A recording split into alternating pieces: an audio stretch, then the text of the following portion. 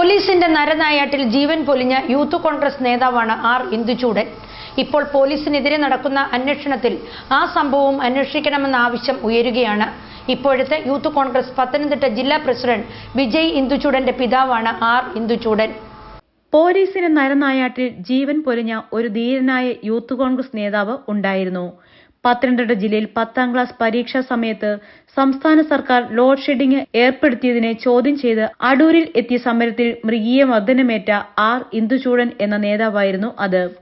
അന്ന് പത്തനംതിട്ട ASPയും ഇപ്പോൾ ADGP ആയിരിക്കുന്ന മനോജ് എബ്രഹാമിന്റെ നേതൃത്വത്തിൽ അടൂരിൽ നടത്തിയ നരനായാട്ടിലാണ് ഇന്ദുചൂടൻ എന്ന നേതാവിന്റെ ജീവൻ പൊലിയുന്നതിന് കാരണമായ മർദ്ദനമേറ്റത്.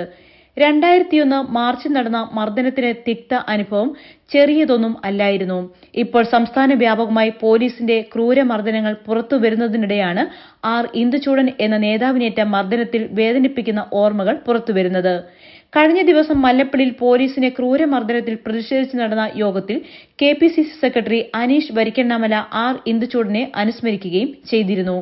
ഒരു കുടുംബത്തിന്റെയും നാടിന്റെയും യുവാക്കളുടെയും വലിയ പ്രതീക്ഷയായിരുന്ന ഇന്ദുചൂടൻ വേദനയിൽ പുളഞ്ഞ ദിവസങ്ങളായിരുന്നു 2001 പോലീസ് മർദ്ദനത്തിന് ശേഷമുള്ള ദിനങ്ങൾ.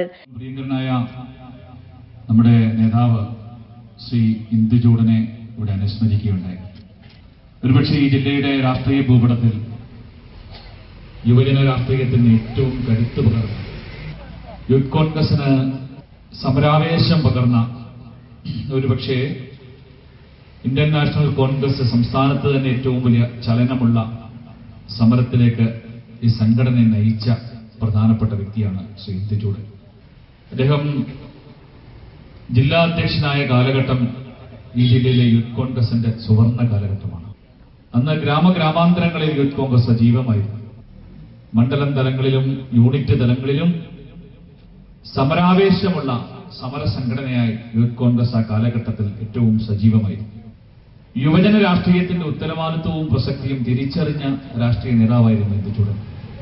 കേവലമായ സമര പ്രകടനങ്ങൾക്കപ്പുറത്തേക്ക് ഹൃദയത്തെ തൊടുന്ന സമരങ്ങളുമായി ഏറ്റെടുക്കുന്ന വിഷയത്തോട് നീതി പുലർത്തിക്കൊണ്ട് ആ സമരം ജനകീയമായ പക്ഷത്ത് നിലനിർത്തിക്കൊണ്ട് ഏറ്റവും താഴെ തട്ട് വരെയുള്ള ജനങ്ങളിലേക്ക് സംഘടനയെ കൊണ്ടുചെന്നുകൊണ്ട് സർക്കാർ വിരുദ്ധ സമര പോരാട്ടങ്ങൾക്ക് അദ്ദേഹം നേതൃത്വം കൊടുത്തിട്ടുണ്ട്.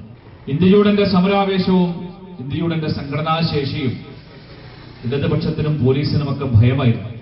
അതിന്റെ തിക്തഫലമാണ് ഒരു മനുഷ്യനുമേൽ ഒരു ഭരണകൂടം മൃഗീയമായ നിലയിൽ, ഏറ്റവും ഭീകരമായ നിലയിൽ അതിക്രൂരമായി മർദ്ദിച്ച് മൃതപ്രായനാക്കി അദ്ദേഹത്തെ ശാരീരികമായി ഏറ്റവും വലിയ ബുദ്ധിമുട്ടിലേക്ക് എത്തിച്ചു.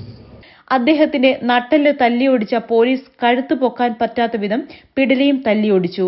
അടൂരിലെ മൃഗീയ മർദ്ദനത്തിന് ശേഷം പോലീസ് വാലിൽ വെച്ച് ഇടിവീരന്മാരായ പോലീസിന്റെ 4ാം മുറയും അദ്ദേഹം ഏറ്റു. ഒടുവിൽ 2016 സെപ്റ്റംബർ 10 അതികഠിനമായ വേദനയിൽ അദ്ദേഹത്തിന്റെ ജീവൻ പൊലിഞ്ഞു. 6 അടി 2 ഇഞ്ച് ഉയരമുണ്ടായിരുന്ന ആർ ഇന്ദുചൂടൻ 2001 ശേഷം സ്വന്തം വിൽ പവർ കൊണ്ടാണ് 2016 വരെ ജീവിതം തള്ളി നീക്കിയത്. 15 വർഷക്കാലം മരണത്തോട് മല്ലടിച്ചു കഴിഞ്ഞ ആർ ഇന്ദുചൂടന്റെ ജീവിതം ആരെയും വേദനിപ്പിക്കുന്നത് തന്നെയായിരുന്നു. KSUവിന്റെ ജില്ലാ പ്രസിഡന്റ്, 15 വർഷം യൂത്ത് കോൺഗ്രസ് ജില്ലാ പ്രസിഡന്റ്, DCC വൈസ് പ്രസിഡന്റ് എന്നീ നിലകളിൽ അദ്ദേഹം പ്രവർത്തിച്ചു.